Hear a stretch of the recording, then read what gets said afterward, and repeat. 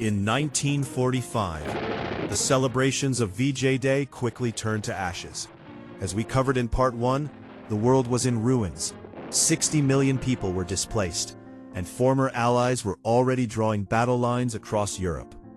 But the world wasn't just hungry and divided. It was angry. The unimaginable horrors of the Holocaust were finally public. The Soviet Union's Joseph Stalin suggested a simple solution: line up 50,000 German officers and execute them. But the United States and Britain refused. Instead, they decided to do something that had never been done in human history. In November 1945, the Nuremberg Trials began. Instead of a firing squad, the Allies put the surviving Nazi leadership on the stand. This was the first time in history that leaders were held legally accountable for crimes against humanity on an international stage. It was a massive gamble. Could you actually give monsters a fair trial? The prosecution used the Nazis' own meticulous records against them. It sent a massive shockwave across the globe. You could no longer hide behind the excuse of "I was just following orders." Nuremberg completely rewrote international law and set the gold standard for how global justice is handled to this day.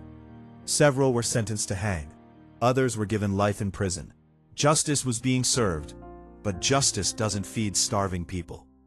By 1947, Europe was on the brink of total economic collapse. Humanity had nearly wiped itself out, and the leaders of the world realized they needed a better system. The United Nations was born, promising to replace bullets with diplomacy. But the US realized that if they didn't fix Europe's economy, desperate starving nations would inevitably turn to communism. Enter the Marshall Plan. The United States launched the most massive foreign aid project in history. They pumped over $13 billion, equivalent to over $150 billion today, into Western Europe to rebuild their economies. It worked. It rebuilt the factories, stabilized the currencies, and cemented the alliance of the modern Western world.